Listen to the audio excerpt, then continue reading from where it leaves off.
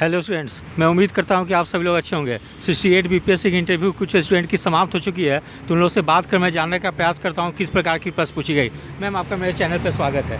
किस टाइप की प्रश्न पूछी गई आपसे? सर, मेरे से न्यूज़पेपर से रिलेटेड क्वेश्चंस पूछे गए और मेरा ऑप्शनल था पॉलिटिकल साइंस इंटरनेशनल रिलेशन, उससे कॉन्स्टिट्यूशन से। न्यूज़पेपर से जैसे क्या पूछे? न्यूज़पेपर से पूछे कि आज की हेडलाइंस बताइए। अच्छा। तो मैंने 3-4 हेडलाइंस बताई, उससे रिलेटेड। उससे क्रॉस क्वेश्चन नहीं पूछा गया। मेनली मेरा पॉलिटी सब्जेक्ट था, उसी से सारा क्वेश्चन। कॉन्स्टिट्यूशन से पूछा गया, प्रस्तावना में जो चीज़ें ली गई हैं किस देश से क्या क्या लिया गया, 1 बाय 1 मैंने सभी बताया। फिर प्रियम्बल बोला कि उन्होंने किस वर्ड से शुरू होता है, क्या प्रियम्बल में कभी अमेंडमेंट हुआ है, तो मैंने बताया उसके बारे में। जी सर। फिर 1 नेशन 1 इलेक्शन के बारे में उन्होंने पूछा। लोकसभा जो अध्यक्ष हैं उनके बारे में पूछा गया कि उनका निर्वाचन कैसे होता है। इसी से रिलेटेड कुछ क्वेश्चन। और बिहार से रिलेटेड कुछ क्वेश्चन?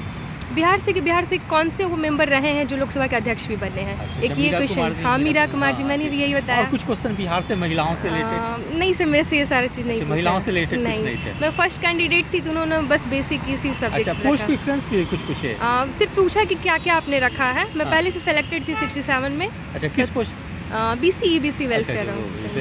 जी सर। अच्छा, और कुछ हॉबी वगैरह से? हाँ, जिस हॉबी के बारे में मेरा पूछा, मैंने टीचिंग डाला था। अच्छा। तो टीचिंग एक्सपीरियंस क्या पढ़ाती हैं। फिर मेरे मैथ और मेरा ग्रेजुएशन सब्जेक्ट रहा है, तो उससे रिलेटेड क्वेश्चंस पूछे। जैसे ग्रेजुएशन से कि माउंट एवरेस्ट क्यों चाहिए, आप कैसे मापेंगे हाइट एंड डिस्टेंस में, तो फिर मैंने tan थीटा के फॉर्म में बताया उन्हें फार्मूला।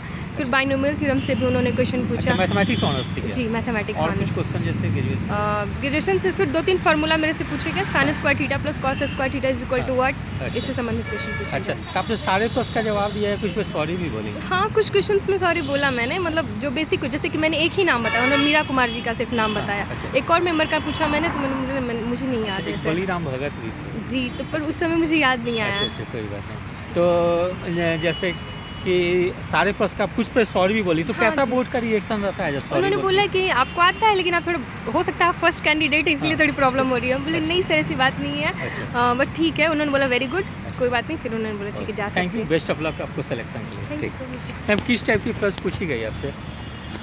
मेरे से बहुत ज़्यादा एनालिटिकल क्वेश्चंस पूछे गए थे, ओपिनियन बेस्ड पूछे गए थे। और ओपिनियन बेस्ड क्वेश्चन जैसे बिहार की शिक्षा पे मेरा क्या विचार है, और बिहार गवर्नमेंट के कुछ स्कीम्स के बारे में पूछे गए थे। मेनली ओपिनियन बेस्ड था, और करंट के भी बहुत सारे क्वेश्चंस थे।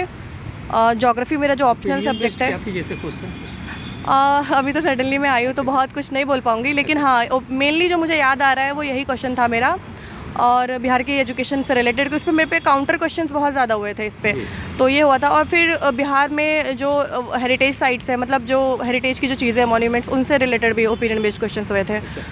जी, और विमेन की जो कंडीशन है आज की, विमेन की, महिलाओं के लिए बहुत कुछ कर रही हैं, तो उसके लिए ही मतलब मेरा व्यू पॉइंट जानना चाह रहे थे, मेरा ओपिनियन जानना चाह रहे थे उस टॉपिक पे, तो एक वो मेजर क्वेश्चन मुझे लगा। ऑप्शनल से क्या पूछे?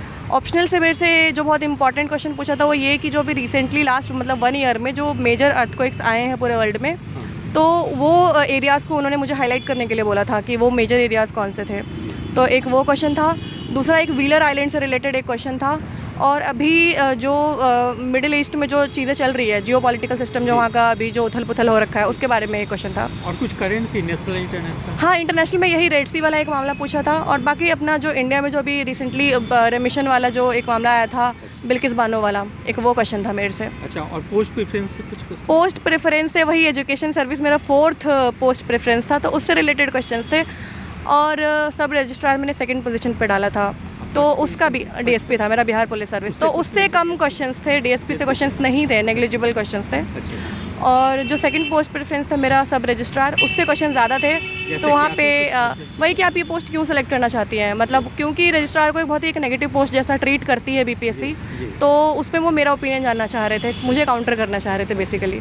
तो बस यही था, जनरल इंटरव्यू था। आपने सारे प्रश्न का इंटरव्यू दिया, किसी पे सॉरी भी बोली? हाँ, ओपिनियन बेस्ड में जहाँ वो मुझे काउंटर कर रहे थे, जहाँ मुझे लग रहा था कि मैं फंस रही हूँ, वहाँ पे मैंने 1-2 जगह सॉरी बोला था। मैम, किस टाइप का प्रश्न पूछी गई आपसे?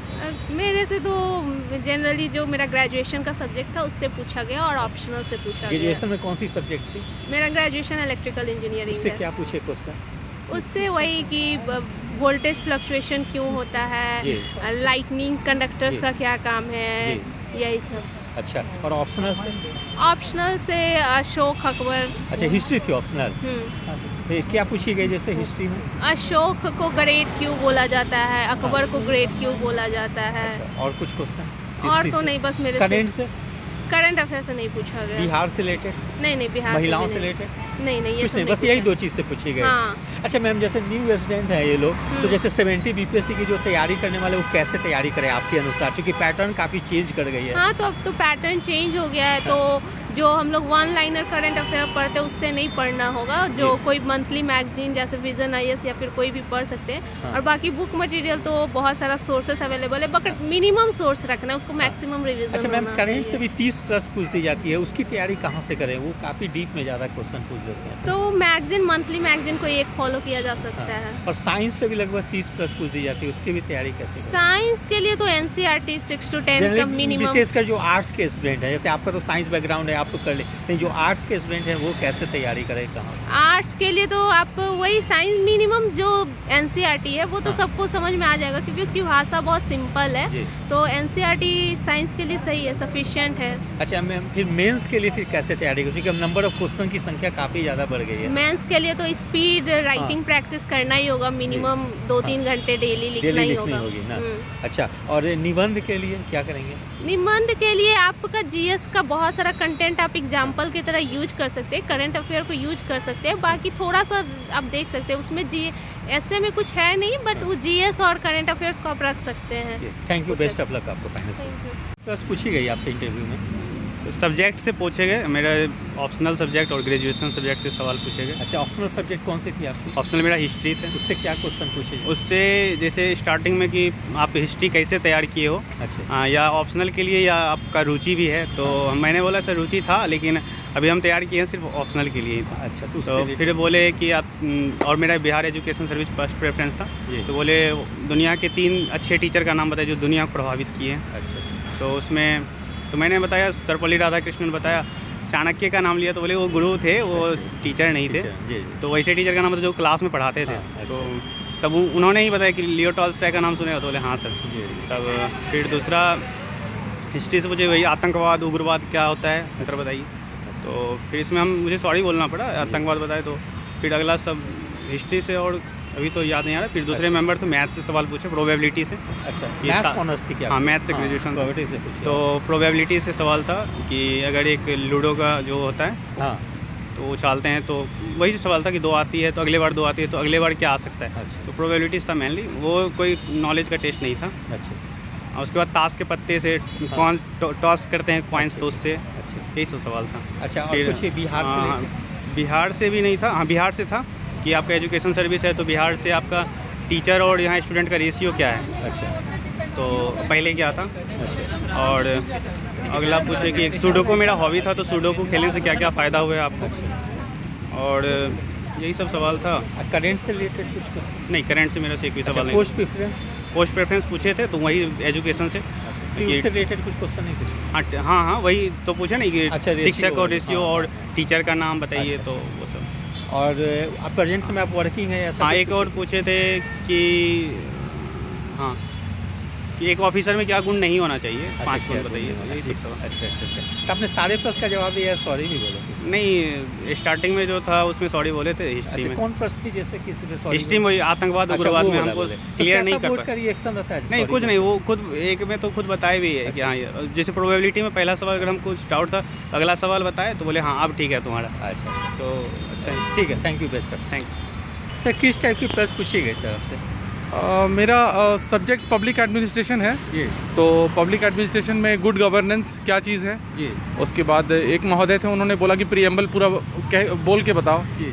तो मैंने आधा बोला तो उन्होंने रोक दिया उसके ऊपर में। अच्छा। और किस पोस्ट के लिए जाना चाहते हो, तो पुलिस के लिए मेरी प्रेफरेंस है। जी। तो उन्होंने कहा कि पुलिस में क्या सुधार लाए जा सकते हैं। जी। और जो पुलिसिंग के अगर आपके ऑफिस में किस तरह का सिटीज़न चार्टर होना चाहिए। जी, जी। तो मेरा फर्स्ट प्रेफरेंस पीओ था, प्रोबेशनरी ऑफिसर। जी। तो वो जानना चाह रहे थे प्रोबेशनरी ऑफिसर क्या होता है। तो मैंने कहा सर, जो बच्चे 18 साल से कम उम्र के होते हैं और कानून के माने कुछ इलीगल काम करते हैं, जिसको कहते हैं child in conflict with law, तो ऐसे लोगों के लिए क्या करना हो। तो ऐसे तो एक ऐसा इंसान जो थोड़ा सा चाइल्ड सेंसिटिव हो और बच्चा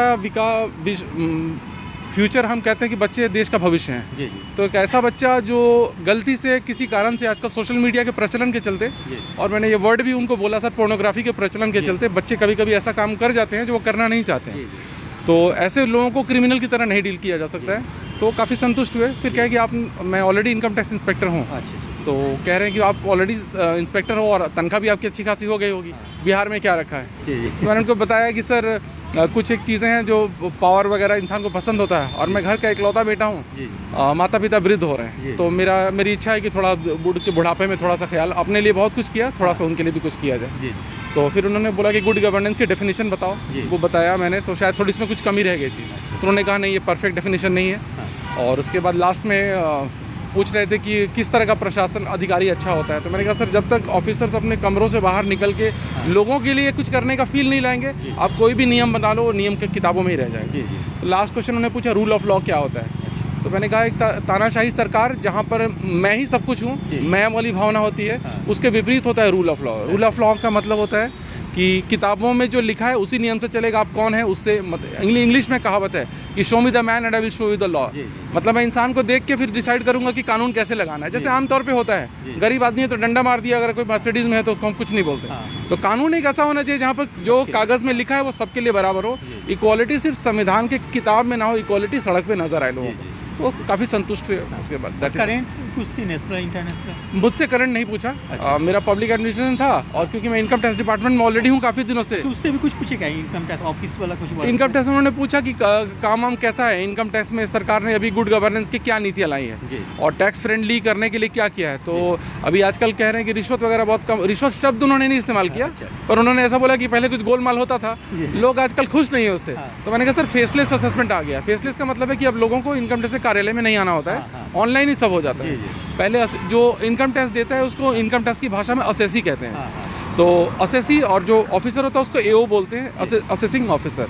तो ऐसे लोग जब ऑफिस में आते हैं, तो जब मेरी आपसे बातचीत होगी तब होता है साहब थोड़ा सा ये कर दो, वो कर दो। और जब वो इंटरफेस खत्म हो गया तो फिर वो रिश्वत का एंगल भी खत्म हो गया। तो इस लिहाज से पब्लिक भी बहुत खुश है, उनका जो भी टैक्स बनता है वो देते हैं, और इस तरह से सरकार के जो तिजोरी में सही टैक्स जाता है, और लोगों का जो एक्स्ट्रा टैक्स जमा हो गया उसका सही रिफंड उनको मिलता है। बीच में जैसे सब्जी, हम कहते हैं कि सब्जी वगैरह बेचने में बिचौलिए लोग होते हैं, खा जाते हैं, तो सरकार का धन भी लोग बीच में खा जाते हैं। सरकार हमें तनख्वाह देती है इस बात की कि हम, सरकार ने हमें जो कार्य निर्धारित किया है उस कार्य को जनता तक पहुंचाया जा सके। बीच में हम लोग कोई मशीन नहीं है जो उस सारे को खा जाए। तो जब तक देखिए ये वाला ऑनेस्टी और इंटेग्रिटी वाली बात आदमी के कोर तक नहीं आएगा तभी चीज़ें अच्छी होंगी। बहुत सारा अच्छा चीज़ हो रहा है, जैसे हमारे माननीय अतुल प्रसाद जी हैं, पिछले 2 साल में बहुत ही रेवोल्यूशनरी चेंज लेके आए। कुछ एक चेंजेस ऐसे हैं जो यूपीएससी को भी सीखना चाहिए, जैसे आंसर शीट्स वगैरह अभी आजकल हम लोग देख पाते हैं। यूपीएससी अभी तक अपने वो सीक्रेसी को मेंटेन कर रहा है कि हमारा जो प्रोसेस है कुछ पता नहीं, मंगल ग्रह से आए हुए हम किसी को बताएंगे नहीं। तो मुझे लगता है और मेरा विश्वास है कि आने वाले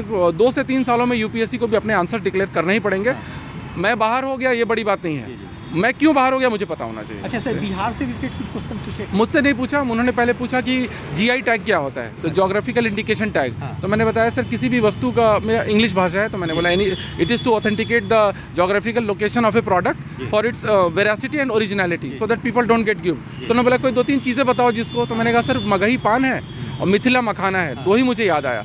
तो एक मेंबर साहब बोले और कुछ बताओ, तो मैं थोड़ा हिचकिचा रहा था, तो उन्होंने बोला नहीं बिहार में ज़्यादा रहे नहीं है तो ज़्यादा जानते नहीं है। तो काफ़ी कोऑपरेटिव थे। मैंने ऐसे लोग जब होते हैं ना तो आपको इंटरव्यू में फिर वो खौफ खत्म हो जाती है। सर जैसे अभी 70 बीपीएससी भी होने वाली है और 68 से काफ़ी पैटर्न चेंज देखने को मिली है, तो न्यू स्टूडेंट किस ढंग से तैयारी करें आपके अनुसार से? देखिए मैं यही सलाह दूंगा कि प्रिपरेशन इसको यूपीएससी के स्टाइल में करेंगे तो आपका सक्सेस का रेट अच्छा होगा। देखिए मेरा कहने छोटा सा बात है कि कोई भी आप प्रीलिम्स पास करो, मेंस पास करो, आप अल्टीमेटली बाहर हो जा रहे हो तो बाहर हो जा रहे हो। आपको तैयारी ऐसी होनी होगी कि हर बॉल में मैं छक्का मारूं, एक आदमी मिस हो जाए तो मिस हो जाए। तो अब वो वाला सिस्टम चला गया कि आप किसी कोचिंग का नोट्स पढ़ लो या उसके बाद कोई रटा रटाया 4 चीज़ें पढ़ लो, उसका चले जाओगे।